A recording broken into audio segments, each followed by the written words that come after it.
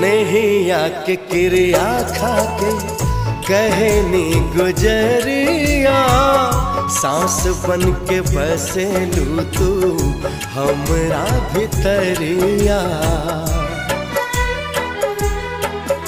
ओ प्यार करनी कितना कैसे बताई, कहत करे जा आपन चीर के दिखाई। हम देहिया तू परछाई, ई रिश्ता छूट न पाई। बा जन्म जन्म के बंधन के हो दूर न पाई हो।